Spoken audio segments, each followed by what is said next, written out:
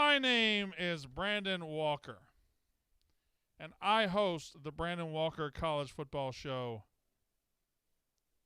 with Brandon Walker. And we are here on a Thursday night with Brandon Walker.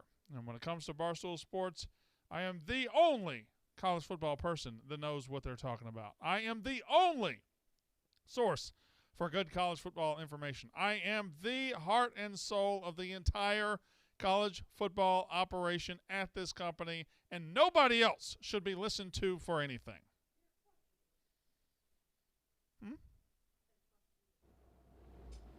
Welcome everybody. Hello to Jay Emmy and Jacob Piercy and Andrew Boudreau. Woods 2323, No Name, Jordan Johnson, Hunter 2, Eric Sorg, Jacob Piercy. Some of y'all have bad names tonight. Scott Lambert, Matt Dixon, Sam Ryan, Baby Luigi, Justin Rosenthal, Jeffy F. Baby, Albert Moore, Coop, Sean G. Good to see everybody. Let's see that camera again.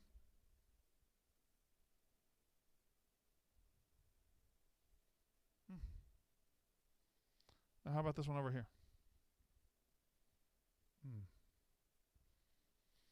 Interesting. 888-STOOL-22. And this is Mike Bender. It says topic number 1, hypocrite Harbaugh. First of all, a crime wave has apparently hit college football. You had Nebraska's former interim coach arrested for domestic violence yesterday. You had Florida's backup quarterback arrested for child pornography charges. And then you had a Michigan player arrested for a concealed weapon today. And if you read into the story, if you look at the story, you see that Michigan's Mazie Smith, and maybe I'm saying his name wrong, Mazie Smith, I don't know. One of their co-captains, very good defensive player. He was arrested for an incident October 7th when he was pulled over, and it was found that he had a concealed weapon. And he did not legally have a right to have the concealed weapon, so he is arrested with charges today. However, out of Michigan's camp, you hear that he, in fact, had done the paperwork to get the concealed carry or the concealed permit, and it hadn't quite come through yet. He now, since has the permit, should be grandfathered in, stuff like that. And Michigan State fans, by the way, are acting like Jim Harbaugh has just turned into the biggest gang leader in America, that he is operating a harem, a crime syndicate in Ann Arbor, all because a player got arrested for a concealed weapon that he may or may not have had a permit for. The reach by Michigan State fans today on this issue has been nothing short of pathetic. Pathetic. Sad. You want Harbaugh to be losing control of this team. You want this guy to be an out-of-control criminal. You want all these things to be bad, and they don't seem to be, unless I'm just missing a gigantic chunk of the story. Hello to everybody.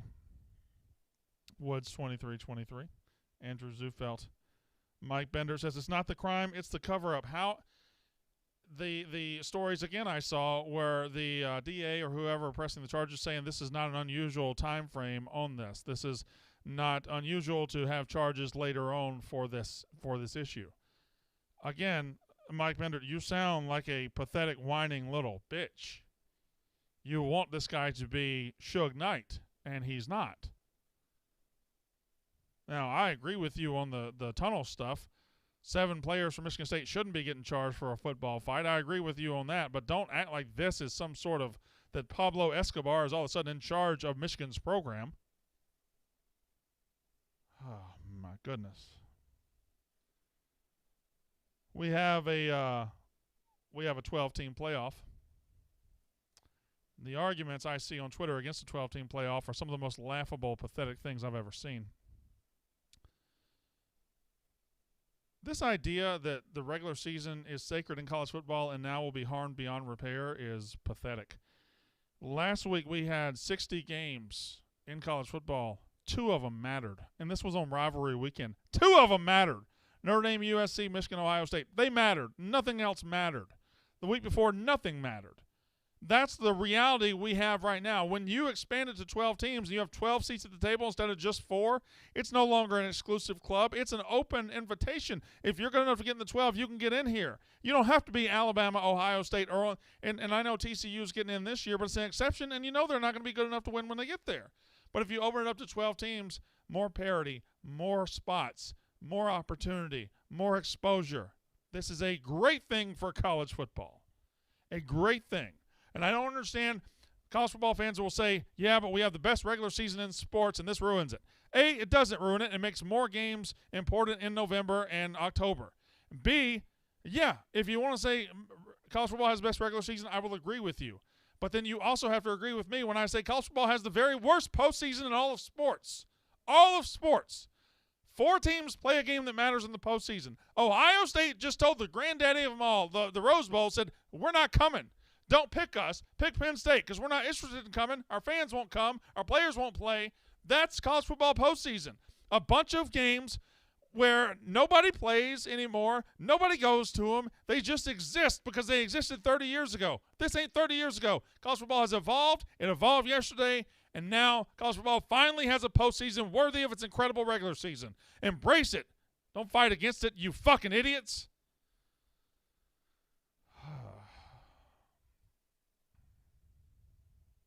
I just don't understand how you argue against more good football. December in college football doesn't matter. It ends the last weekend of November. Then you have championship week the first weekend of December. And then 4 weeks of nothingness until they come back for the big bowls. That's bullshit.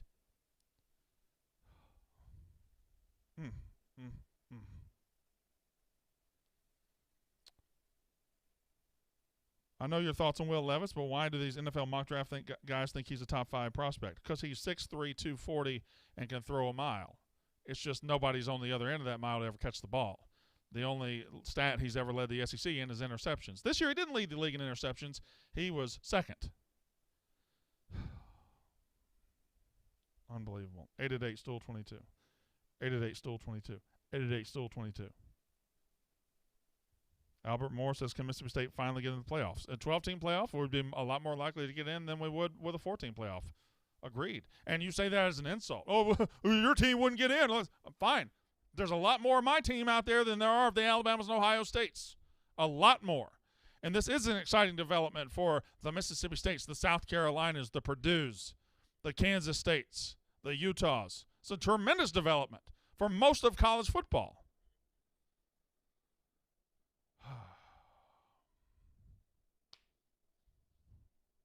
Will Levis can ball? Well, you don't know ball. You don't know ball.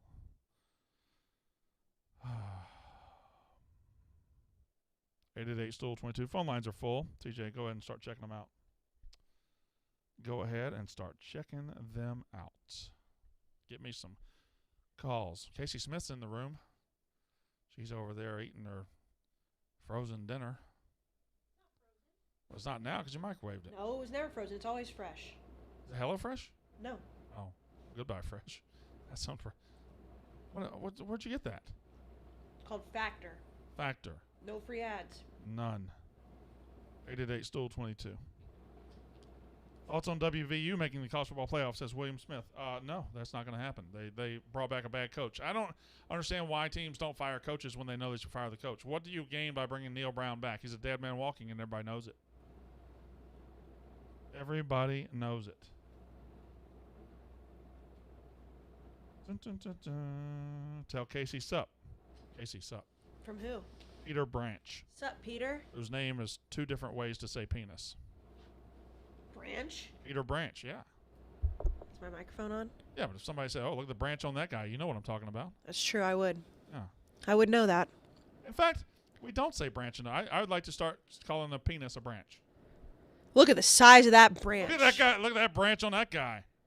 I love that. That works. You know what? Let's do it. The branch on that guy. Yeah. Hang a tire on that thing. 888-STOOL-22. That branch is so big, my dog wouldn't even pick it up. Good Lord. Look at that branch. My dog wouldn't even pick up that branch. 888-STOOL-22. We go to Maryland where Big Ched is hanging out. Hello, Big Ched. How you doing this evening, Brandon? So good. How are you? Good, but I keep seeing on Twitter and Instagram all these trying to be good people saying, you know, these kids are just kids. They enter their portal. Let's be nice to them. You know, once a beaver, always beaver. Once a Nittany Lion, always a Nittany Lion. No, you make your bed. You sleep in it too. I'm not a death threat guy. I ain't gonna send out death threats. That's just not the guy I am. But I ain't giving them hugs and kisses on the way out. I mean, again, they made the bed. They got to sleep in it. They deal with the consequences and the trolls. Question. It's like everybody else. Question. Yes? Ever changed jobs? Go for it. Say it again. Have you ever changed jobs? I have. When you left one job, did people tell you you were a traitor and a piece of shit and an asshole and your whole family was garbage? I accept it because No, you don't, because it didn't happen to you. No, you don't, because it didn't happen to you. It's weird. It's weird when somebody transfers and people on Twitter or everywhere tell them they're an awful person, they're a bad guy, and I hope you break your leg and tear your ACL. Meanwhile, when the next transfer comes in, welcome to family, welcome to home. We're hypocritical pieces of shit in college football, and you should never tweet at somebody who decides to transfer from your school, ever. And I completely agree. There's some situations where it's the perfect. No, it's not. It's not. It's not. It's not. It's not. That was the most pathetic thing I've ever heard. If an 18-year-old decommits from you, move on to the next 18-year-old. There's always another one. Always. Ash.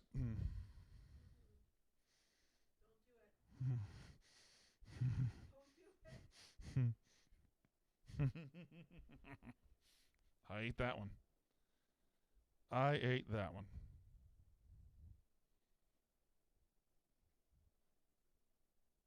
I'm not a death threat guy. What a thing to say. Chris in Georgia, go. Man, I wish we could hear both sides of the conversation while we're waiting. That sounded wild. But, hey, I understand Alabama somewhat being above Tennessee because of the big loss, but my argument is always, what win does Alabama – I mean, Tulane has a better win than Alabama. Tennessee definitely has better – you have to get down to Pitt to have a comparable win to Alabama's best win. Like, where are they coming from that Alabama is a top 6 team and that they would be competitive against any of the top 4 teams if they were somehow to slide into the playoffs? I have been very vocal that I don't believe Alabama belongs ahead of Ohio State. Ohio State actually has a win. Alabama does not. Their best 2 wins are Ole Miss and Mississippi State. I love my home state, but that just ain't it if that's your best win. Secondly, Tennessee, I know why the committee put Alabama ahead of Tennessee. They did it because Joe Milton is quarterback and not Hendon Hooker, and they assume Joe Milton can't be as good as Hendon Hooker. So I know why they did it. I don't agree with the fact they did it. I would have Tennessee ahead of Alabama. Why? Because those 2 teams got on a football field one time, and the scoreboard read Tennessee 52, Alabama 49. Games should matter. Games should matter. Period. I hate Tennessee. I hate Alabama. But I can't sit here and tell you, if they played again, Alabama would win. Well, guess what? I also thought Alabama would win the first time, and they didn't.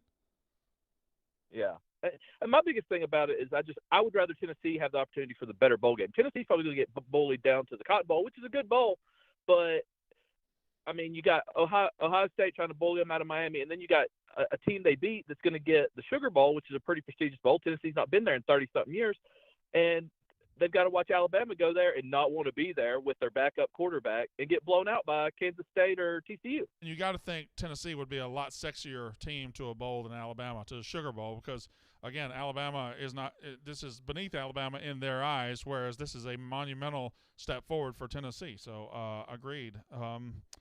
We go to Heath in Chattanooga, one of the prettiest towns in the South. How could Ohio State take the Orange Bowl from the Vols? Apparently, you guys know things I don't. I didn't know that Ohio State has taken the Orange Bowl from the Vols. I knew they turned down the Rose Bowl, but listen. Ohio State's a better team with a better record than the Vols. So I'll argue against you for Alabama. I don't know that I can argue against you. Or I don't know that I can argue for you against Ohio State. All right, that's great. You're welcome. You okay? Hanging in there. All right. Godspeed. That was weird. What's happening in Tennessee today? Why would they be taking the Orange Bowl from the Vols? Why wouldn't they just, I don't be knowing. Bo in Houston, go. What's going on, Brandon? First of all, I just want to say your work ethic there at Barstool is bar none. You are the hardest worker there. I really appreciate you putting in the time, putting in the hours. It's nice to have a constant there at Barstool. I spoke with you last time I called. I am a two-time caller about Justin Herbert. You asked me what Justin Herbert did with the same weapons as Tua. He broke the rookie passing record with 8,000 yards and 31 touchdowns. But beyond that, you said that Lane Kiffin was going to Auburn with such confidence that it was almost a guarantee. To not have him go there is pretty interesting. I was basically banking on that. And why do you think Hugh Freeze is so immorally bankrupt? I think there's a lot of guys out there who are pretty immorally bankrupt, but I think Hugh Freeze, he wins football games. Do you find winning football games to be more important than being morally decent? Do what? Yeah, I don't know that I like your tone. Lane was going to Auburn. You don't interview with somebody for 2 weeks. You don't negotiate as far as he did. Something changed. I don't know if his kids just said, "Daddy, we don't want to leave Ole Miss." He was going to Auburn. That was a thing that was happening. That period, done, end of sentence. He was going. He didn't go. So ultimately, I ended up wrong. But that guy and his agent talked to Auburn for a very long time in a very deep conversation. And Hugh Freeze not only has the hookers on his resume, it's just the way he sells himself as righteous and forgiven and everything that a human Christian man should aspire to be, while hiding some things that are absolutely despicable and vile. And he has never answered for them. 888 Stool 22. 888 Stool 22.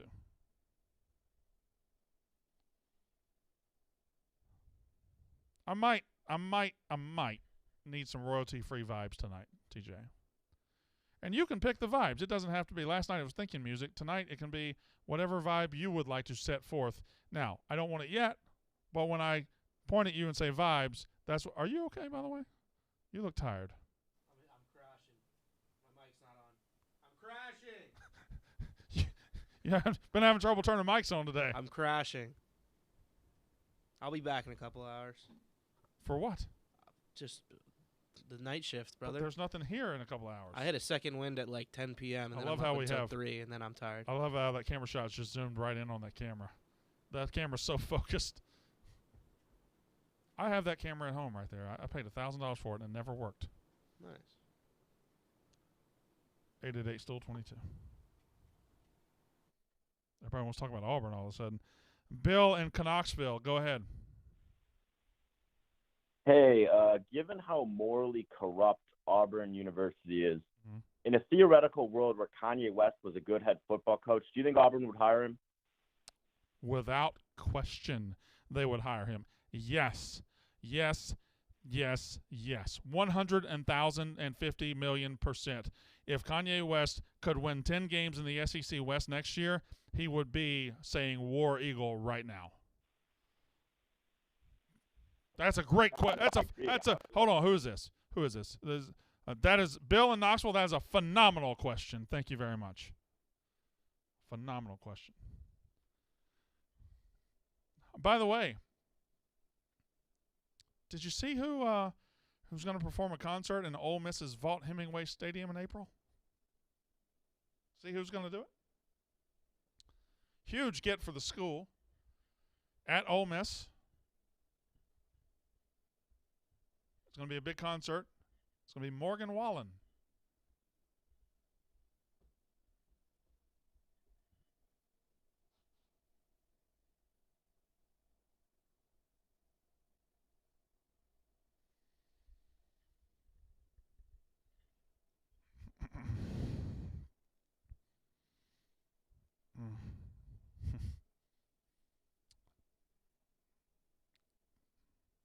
Sure, he sings great songs. Sure, it's going to be a hell of a show. Hell of a show.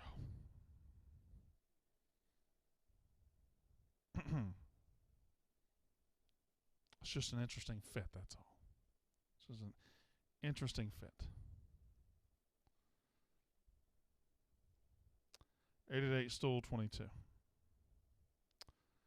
Sam in Denver, please go ahead. Hey, Brandon. I just had a hypothetical for you. If Deion Sanders were to take the Colorado job, how many wins would he be worth, and how many years would it take for them to contend with? I guess USC and UCLA are going to be out, but with a Pac-12 championship. Well, I don't know that it would take very long at all, given what he's going to possibly be able to do. Now, I don't know if he can pull it off, but if Deion comes, you can say goodbye to your roster. Your roster, I'm sure he'll keep some, the talented guys, but Deion's going to bring, I would guess, anywhere between 40 and 50 transfers in this cycle, and not just the 4 and 5 stars he got to Jackson State, not just his son, but Deion's name would attract transfers from all over the portal, and Colorado would have a new team immediately. And I don't know if he can coach the Power 5 level well enough to win a championship. I assume he probably can. The man's been around football, but what people don't. Quickly, that we've been one of the worst in the transfer portals. We lost to one of our D-backs, only played 4 games. It was not all Pac-12, but honorable mention, and we lost our starting running back. So if we could have any sort of transfer portal success, that would be huge. Any coach you hire is going to have transfer portal success because you're going to have wide open roster, and he's going to bring in his own guys. And Deion is going to be the most extreme. If he gets a Power 5 job or if he gets a big job, he's going to be the most extreme transfer portal case this offseason. I can see him bringing in 40 guys in the transfer portal. Thanks. Dun, dun, dun, dun, dun. PD says, Brandon, throw the first stone. You live in a glass house. When it comes to that topic, I very much do not. I do not live in a glass house. And if you say that you do, that's interesting. TJ, hit me with a little vibe.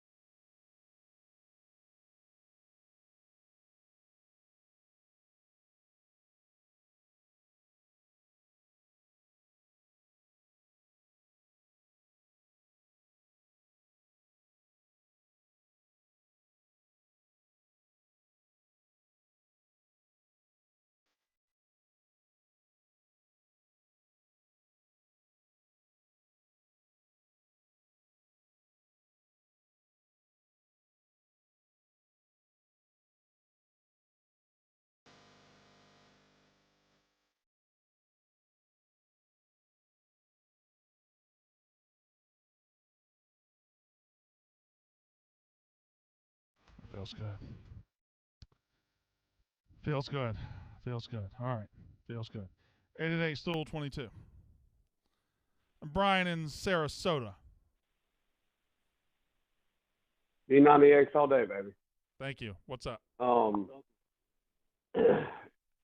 Is there, and I'm a Florida fan, so this is a sensitive subject right now. Is there a more scummy athletic program than Auburn University right now? No. As far as their top 2 sports. Now, and their leaders of those sports? Definitely not. And Bruce Pearl is interesting because what he got busted for and what he got punished for is nowhere near on the scale of what Hugh Freeze got busted for. People assume Bruce Pearl is dirty and that he cheats, and I don't know. I don't know what goes on behind closed doors. I know he succeeds. But what he got busted for isn't all that bad, in my opinion, and I don't look at Bruce Pearl and say, ugh, I would love to have Bruce Pearl coaching my team. That being said, optics-wise, he does carry the baggage that happened to him before. Hugh Freeze, however, has shit that you wouldn't want. You don't want that around you. That's just skeevy. That's scummy. That's gross. And only a place morally bankrupt would hire Hugh Freeze. And it's a shame because Auburn could be such a great place, but they sell this idea of morality and integrity and then immediately throw it out the window so they can win 9 football games. It's really fucking sad. 888-STOOL-22. 888-STOOL-22. Someone has gone through the trouble of making a YouTube account, Megan Faking Money. What happens in your life that you do that? Where are you at that you do that? I'm going to make a YouTube account, Megan Faking Money, and I'm going to pretend to be her. Not even one of the good ones at Barstool, just her. That's crazy. 888-STOOL-22.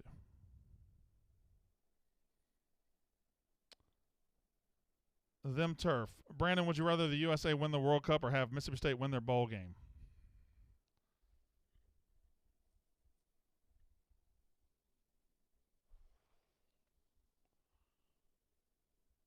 I'm going to say USA win the World Cup because the bowl game that Mississippi State's going to be in isn't going to really matter that much, you know? However, if we were like in the Orange Bowl or like a level up, and it's 50-50. I'm going to, but U.S. winning the World Cup would be sick. That'd be fucking sick. And I'm a patriot. I'd be fine with not winning this one if it meant the next one. Well, your team's not in the bowl game. You don't qualify for this question. No, TJ. If you came in here last year and talked.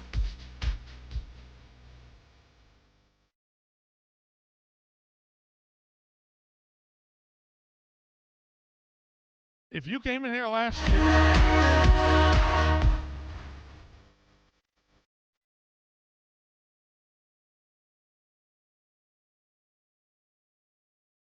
Van K, who is taking over Nebraska now that Joseph is being charged with domestic violence? Probably the guy they hired to be the coach, you dumb fuck. That's a dumb question. Oh, man. Who are some of these people here? JP in Washington, go. Hey, Brandon, I think we can all agree that the new playoff format will impact recruiting, but I'm curious how soon you think we'll see that impact and which is that tier of teams that will be impacted the most? Is it like the constant number 2s and 3s in every how soon do you think we see that impact now? I think the gap in college football right now between the number 1 team and the number 5 team is wider than the gap between the number 15 team and 50 team. I think the gap between those 35 teams are relatively small, but the gap between 1 and 5 is huge. Why? Because Georgia, Ohio State, Alabama, and these others have had access to players that nobody else has had access to.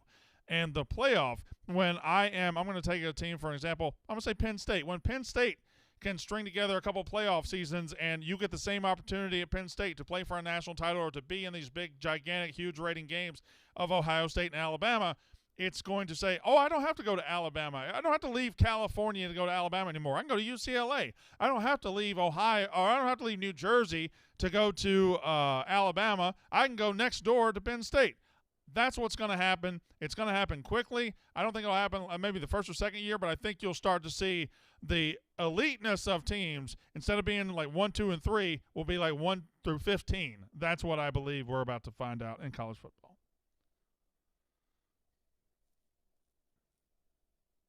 $888-STOOL-22.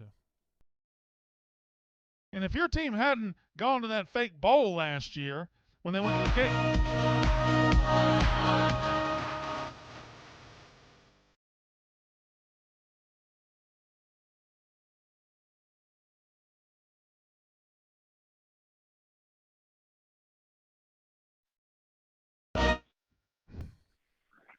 Caden in Fort Worth. Hey, Brandon. Hope you're having a great Thursday.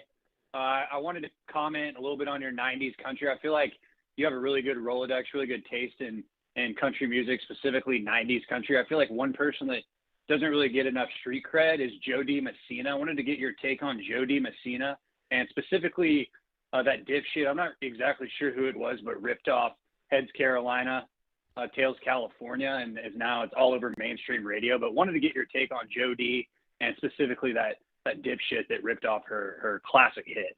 Jody Messina is a queen. She is a joy and a delight. And maybe I don't give her enough shine, but she is she is great.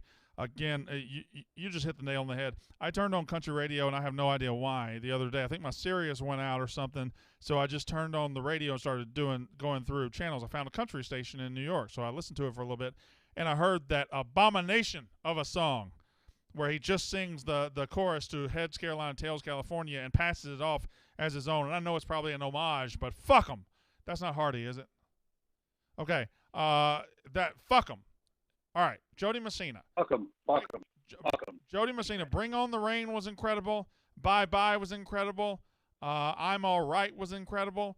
And Heads Carolina, Tails California is a top 15 song of the entire 90s. Jody Messina, if I were ranking the female singers in the 90s, Shania, Reba, and I'm going to go Jody right after them, and then Faith Hill right behind them. Faith Hill. Yep. Yeah, but I didn't get into Faith Hill's like Breathe and all that. I didn't like her as much. But I think Jody Messina's ahead of her, and then I think maybe Leanne Womack is number 5. Great stuff. I heard This Kiss today on the radio, and that's what inspired my call today. Thanks so much, Brandon. Right, have a great weekend. It's the way you love me. It's a feeling like this. It's sensual. It's perpetual bliss. This guy's name is SMU Sonny. All right, Sonny, go ahead. Yeah, I had a question about the Biletnikoff Award. Marvin Harrison Jr., Xavier Hutchinson, Jalen Hyatt, Rasheed Rice smoked all of these fools. Yet they're making the big sweet dollar. They're making the Quan. And Rasheed Rice is leading the league. Best receiver in the country. Where are you at on that, Brandon? Some of these awards are just fucking drunk. Some of these awards are really, really stupid. And Rasheed Rice was fantastic this year. I think he had like 91 catches or something. And he led the country in receiving yards, something like 1,450 yards.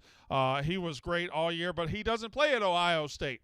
And he doesn't play at Tennessee, so he doesn't get the awards. What are these people fucking smoking? Marvin Harrison Jr. had some great games. He also had a couple games where he just no-showed, okay? And guys like Rice, guys like the white guy at Purdue, Charlie, whatever Charlie's last name is, Charlie Moore or something. He was great. Hutchinson had 107 catches, so he deserves to be up there. But so many of these awards get caught up in the names on the front of the jersey. And I'm just going to say the Rice kid at SMU got jobbed. I don't know if the kid from UAB who led the country in rushing, Dwayne McBride, I doubt he's on any of these lists either. It's all bullshit. And there's one more. And I want you to look at me, Thorpe Award. Thorpe Award for the best defensive back in the country. You got a Kansas State player in there, an Illinois player, and a Utah player. The Utah player is very, very good. But the Kansas State guy and the Illinois guy don't hold a candle to Emmanuel Forbes, Mississippi State defensive back, the best cornerback in the country this season. He had 6 interceptions, most in the country, and 15 pass deflections, top 5 in the country. He had a quarterback rating of like .02 against him. He gave up 3 catches in man coverage this year. And you know what else he did? He set the record, the all-time FBS record for pick sixes belongs to Emmanuel Forbes, Mississippi State. He had 3 pick sixes this year, and he's not a Thorpe Award finalist. You kiss my ass, Thorpe Award. You idiots. What are you doing? You cover college football, and you don't put the best defensive back in America in your little defensive back award? I swear to God. I need that clip from my Mississippi State people. Yep. And it looks like I'm unbiased because I'm wearing an Oregon shirt. And if Adam Korsak doesn't win the Ray Guy Award, I'm gonna freak out and break your TV again. We just got the TV. They better win the award. Went to a fake-ass bowl game last year, went 5-7, and went to the Gator Bowl, and you came in here bragging about the Gator Bowl, and now you're going to act like, oh, I can't brag about my bowl. My bowl's not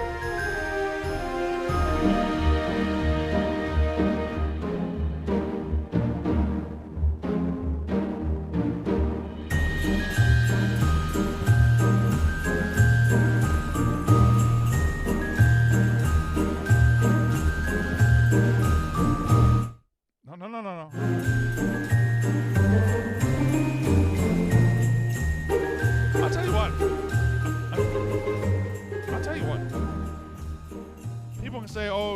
early. It's too early. The day after Thanksgiving, I want all the Christmas music. I want all the Christmas music. I love some Christmas music. That feels good.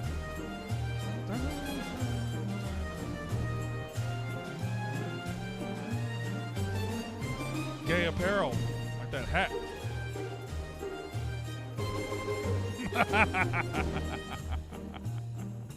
Oh, well, I almost said that hoodie, and I'm like, oh fuck, it's a yak hoodie. 8 Stool 22. Man, oh man. Brian in Oregon, go ahead. Hey, what's up, B-Walk? First-time caller, long-time listener. That hoodie is fucking terrible. Oregon sucks. You SEC guys don't talk about shit about Oregon State coming back down 21 points. And it's going to be funny. My only reasoning to you wearing that hoodie is that Oregon State is going to embarrass Mississippi State in the Las Vegas Bowl and make a shame of the SEC. Brian, real quick, you're in Oregon, right? Yes, sir. The phone line wasn't really coming through very well, so I just wanted to translate to my listeners exactly what you said. So just hold on real quick. I gotta translate to my listeners what you said. You said, "I'm a whiny little bitch. I'm a little baby. I'm a piece of shit, and nobody likes me. And please give me attention." I'm looking out for you. Green is terrible. I'm looking out for you.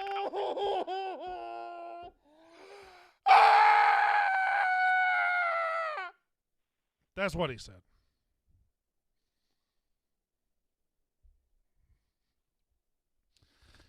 How's this motherfucker gonna call in right after Christmas music and do that? How's he gonna do that? And second of all, this hoodie fucks. I don't give a shit about Oregon. Look how green this motherfucker is. I think you can clip that one too. Unbelievable. Y'all got to understand something about me. I'd like for y'all to understand something about me. I will wear any free shit sent my way. I'm lucky enough to have a job I don't deserve, to have a microphone I don't earn, and to have a spot that I'm not capable of. But you know what? People send me shit and say, hey, can you wear this? Yeah, sure can. You're goddamn right I can.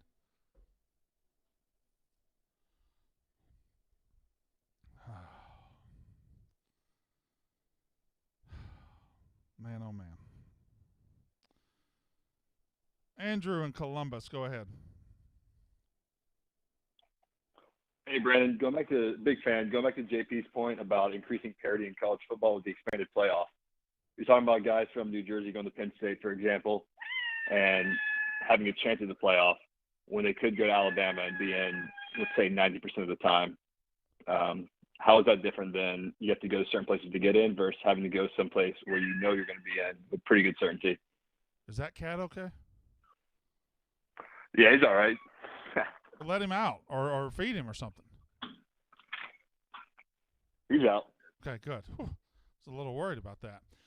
Got to be honest, Andrew, we're going to have to start the call over because I heard the cat and I was concerned, so I don't know what your question was. So my question is, how is saying that you can go somewhere like Penn State and compete for a playoff spot versus going somewhere like Alabama and knowing you're going to go to a playoff?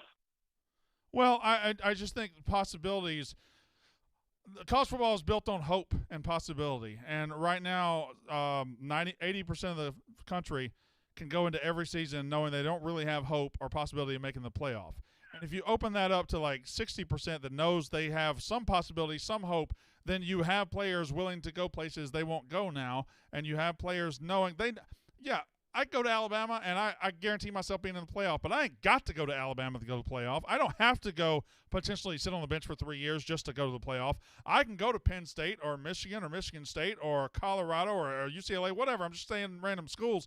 I feel like once you see more seats at the table, more players are going to realize I don't have to put myself into these little tiny boxes that these top players have been putting themselves in for years. Yeah, I get what you're saying. You're talking about more seats at the table, though, but we're going to see the same people saying they're year in and year out. Why is that a problem? I'm not sure if we're going to see the parity. Why is that a problem? It's not a problem.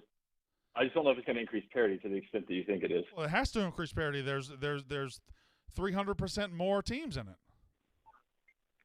I get what you're saying, but I'm talking about getting the quality recruits that you're still looking for. All right. Well, I agree to disagree. I hope that cat's okay. TJ, vibe me.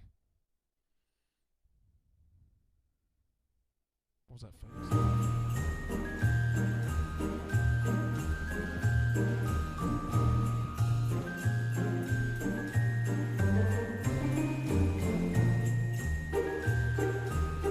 Did you see the Yak thumbnail today? How could you? Let me ask you a question. How could you ever listen to a song and just not smile, not feel good? Oh, I didn't know that was coming in. Oh, God. Let me see that.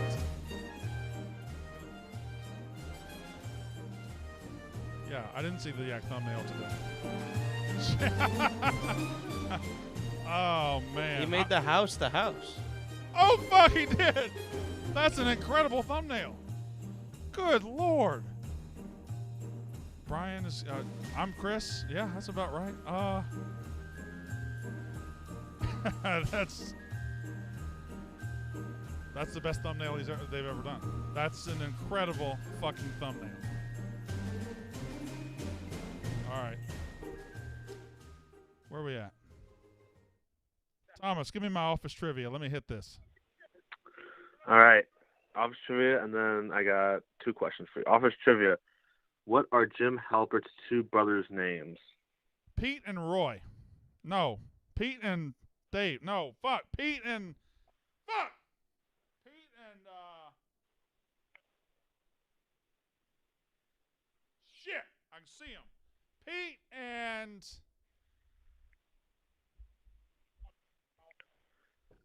Fuck me. Pete Halpert, Jim Halpert, and... God damn it. Who is it? Pete and Tom. That's my name. That's our name, Thomas. That's our name. I know. Because remember when Oh, now, yeah, I know now. At the wedding, Steve, Michael Scott says it should be me and P, not P and Tom. Yeah, I remember. And we also meet them when they do the art contest thing with or the art school prank with. Yeah. All right, continue. And then okay. So you want me to give you another office trivia question for you to get right, so we get you back on your feet? I like to get them wrong every now and then. Okay.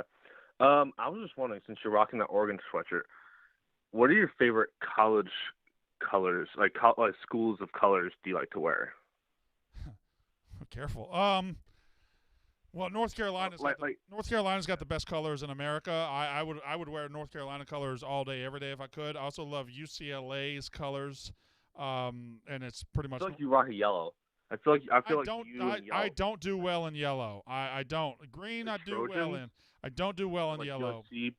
I also like when somebody sends me a purple one too, like Kansas State or LSU. The purple's a fun color to rock. And then my main take is, if you had to go through the whole Roy G. Biv chart, what are the best colleges of each color, or best shades? So Red, you have to pick a. I'm gonna say I got you. I'm with you. Red is Wisconsin. Orange is. Who has the best orange? I'm gonna say Texas has the best orange. Yellow. Is it USC? No, I think it might be. I think it's Pitt. Are we talking about Dan Marino color? Dan Marino uniform? I'm talking about the throwbacks they've been wearing. I like that script yellow on the side of the helmets. I like that. Yeah. Green. Not Oregon. There's not it's either Oregon or Michigan State. Not enough green teams. Green's not well enough represented. Red and blue are overrepresented. Green should be more represented. But I would say Oregon's got to be green. Purple.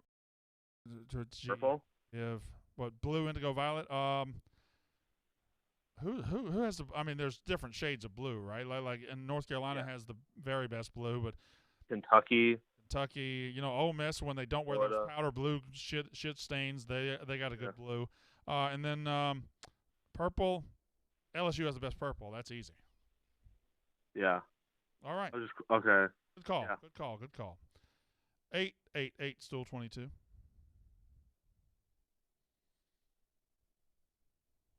Cole in Tampa, yes. Hey, Brandon, how you doing tonight? How's your mama? She's fine. Tell her I said hey. I will. I will tell her you said hello. Tell your mama I said hi. And wink at her when you tell her. You do the same to your mama. My mom's dead. Okay. No, I want to get down to the nitty gritty. I have a two-parter. Do you think that this year's bowl, like possible bowl matchups, could be better than what we've seen in the past, in terms of like competitiveness, like on par to close to that Utah, Ohio State, you know, like with those teams that don't make it to the playoffs. And then my second part is, I hope UNC wins this weekend. I'm on UNC money line. I want UNC to beat the dog shit out of the Clemson Tigers. I'm with Katie. Let's beat Clemson. But how funny would it be if Clemson and Tennessee get matched up in the Orange Bowl? And I don't know if this is like a shirt idea, but if you could get the cocky mascot doing the little puppeteering over the stadium with Smokey and the Clemson Tiger, because it's the can't beat Beamer Bowl at that point. Well, I mean that's fine. You had me when you said Clemson and Tennessee in the Orange Bowl. That makes the most sense ever. It's just two orange ass teams in the Orange Bowl. They should be in the Orange Bowl against each other every year. And we should also have a purple bowl, a red bowl, a blue bowl, a white bowl, so Ole Miss can have somebody to play. We need all these things. 888 Stool 22. Give me a taste, TJ.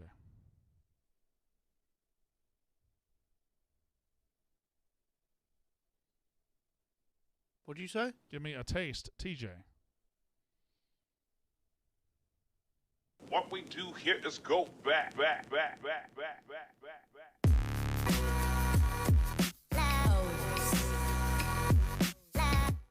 I wanted the Christmas music again. What? You just be doing your own thing, don't you?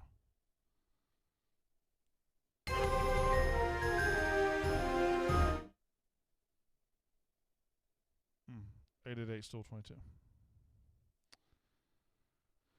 Connor and Madison, go ahead. What's up, B-Walk? I got about 1 million questions I want to ask you about this hire, but what is some reasonable expectations for Fickle, and how many points a game would a Leonard, Fickle, and Dressel defense give up per game? Well, I don't know about that one. I assume Wisconsin always has a good defense. I assume they'll continue to have a very, very good defense. Secondly, I think your expectations for Fickle need to be, I'm going to be, and when it goes to a 12-team playoff, I at Wisconsin, I expect to be hovering around that 10 to 15 mark every single season. And sometimes I go a little above that, maybe. Sometimes I go a little below that. But I really believe Wisconsin has a comfortable ceiling where they can just settle into being like number 12 every single season. That's how, they get access to good talent, and he's going to be a good coach. He's going to build them in the way that Michigan's been built, meaning he's going to build them from the inside out. They're going to be tough.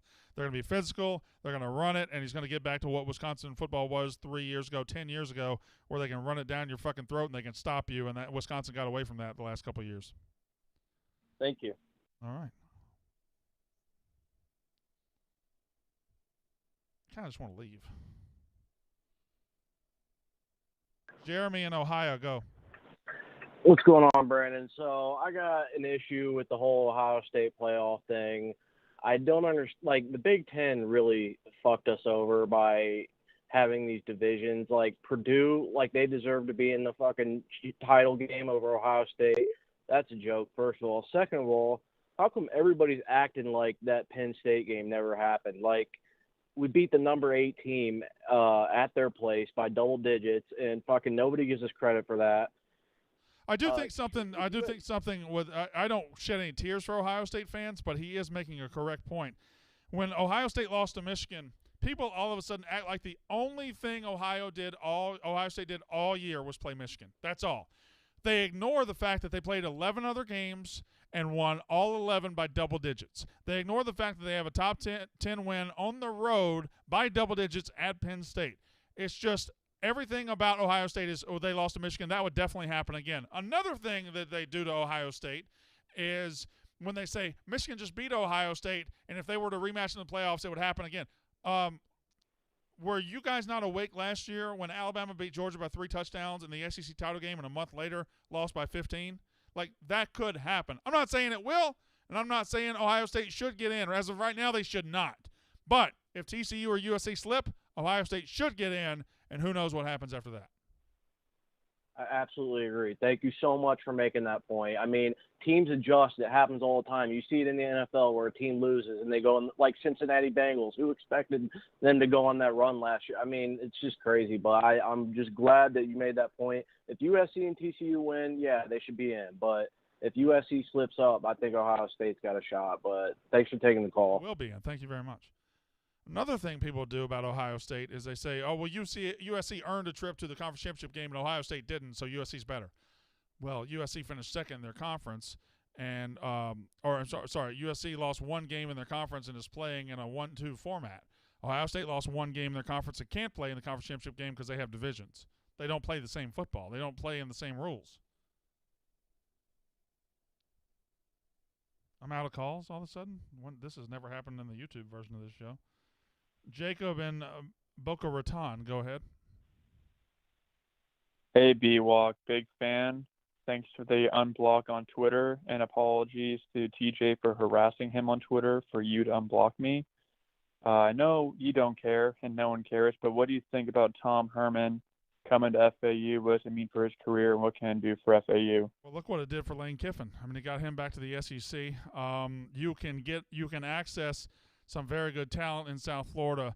South Florida is so stocked with talent that it can provide talent for Florida State, Florida, Miami, and then Alabama and Clemson. Everybody else comes down there and still have room left over to get very good players to FAU, to FIU, to other places down there. So if you have a competent coach who knows how to identify the right players who are going to be overlooked for whatever reason, then FAU can be a very good team in their class, in where they sit in the world. Well, let me ask you this: we're moving to the American Conference next season. Obviously Lane left, rightfully so. I'm not even mad about it. I would have left too, being Conference USA. Being out of Conference USA and going to the American, definitely a better conference. Do you think that might entice him to stay longer? Given the new. Oh, I don't know. I doubt it. I doubt it because coaches like Tom Herman still try to coach to get to the Power 5 level and try to be able to win a national title. So I don't think that would entice him. Plus, the American is not going to be what the American used to be. It's losing 4 of its best members. I still think FAU is a fine team and a fine school and can have success with Tom Herman, but I don't think he's going to be there more than 3 or 4 years if he succeeds. Thank you very much for the call.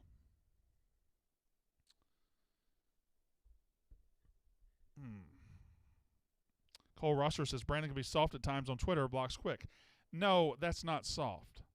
If I were in the street and you walked up to me and said, fuck you, Brandon Walker, I hate you, you can't do that. You would never do that. But if you do it on Twitter, all of a sudden I'm just supposed to take it. So if you say, Brandon, you suck, Brandon, you're ignorant, Brandon, you're a moron from Mississippi, well, then you don't get the Brandon Walker Twitter experience again anymore. You don't get to watch the tweets. You don't get to enjoy the retweets. You don't get to enjoy any of that. You have taken yourself out. If you don't want to talk to me like a human, like you would talk to a human man, then fuck you. Bye. That's how I look at Twitter. That's not soft. That's just telling you you don't get to ride this ride anymore. You abuse the rules. We're in a society, aren't we? Are we in a society, TJ? That's what they say. I'm practicing stoicism as of late. I just don't let anything affect me at all anymore. Something bad happens, something good happens. It is what it is. Is it because you're fat? It is what it is. I've never liked you. And well, worked out well for me. And your mom and dad? So far. Your mom and dad? Yeah. You want me to tell the truth about them? Yeah. They're delightful people. They're wonderful people, and I thank God every day they bless me with their son to help me. He's my 7th favorite assistant here. Blake in Tennessee, go ahead. Yeah, so hey, why do you hate Tennessee so much? I don't hate Tennessee. I mean, it seems like you do a little bit, though. I don't know. Just from what I see on TikTok a little bit with you, it seems like you hate Tennessee some. mean, I feel like they should definitely be in the talk with everything, but yeah. I don't know. Here's the thing about Tennessee. It's this attitude that Tennessee fans have that you guys matter a lot more than you do. You act like when you guys finally won 10 games this year and you finally got out of your 2-decade slumber, that the rest of college football was just sitting there bored waiting for you to be good again so we could worship at the big orange altar. And that's not what happened at all. Tennessee doesn't make college football better. College football goes right along without Tennessee. But Tennessee fans believe the sun rises and sets in Knoxville for everybody, and that entitled, unearned attitude is bullshit. And I don't hate Josh Heupel. I don't hate Tennessee's players. But Tennessee's fan base is the most obnoxious in America, and that's why people hate Tennessee. So that's why you hate Tennessee, but you're looking at probably a few people who's talking crap online and everything else whenever not all Tennessee fans are like that. Not all Tennessee fans are like that. You could not be on Twitter this year without seeing dozens and hundreds of obnoxious Tennessee fans all day, every day. You're telling me that, us being happy about a 10-2 season, 10-3, 9. No, it's not being happy for your team. It's acting like college football was irrelevant until you got there. It's acting like, look how much better college football is with Big Orange Nation. Fuck Big Orange Nation. College football was fine without you. We'll be fine next year when you go 6-6. So you're a Mississippi State fan, right? I am.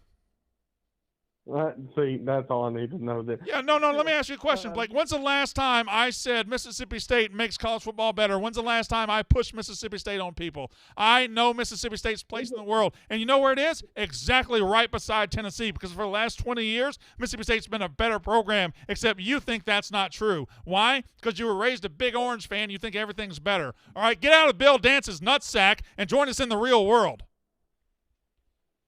Bill Dance is a godly man. You leave him alone. He's a fucking prince and a treasure. Bill Dance is a fucking fine American, and I'm sorry he got caught up in this. Bill Dance is awesome. You never say anything about him. He's fell out of a boat many a times for us before. Yeah. Tennessee has sucked in the past a lot of years. I'm just saying, with them having a good year and everything, unfortunately Hendon Hooker gets hurt. And like you said, you didn't say nothing bad about Hendon Hooker or Heupel or anything. Or however the hell you say Josh Heupel's name. I'm still redneck as shit and I can't say it. But, it's just I feel like Tennessee should be in the conversation of, not just their fan base, but the way that they're going and the way that they're recruiting. They are in the conversation. They're about to go to the Orange Bowl. They're great. They've been a great team this year and a great story. But their fans have made it hard to stomach. I'm only hanging up because I got to go. Show's over. But that was fun. Thanks.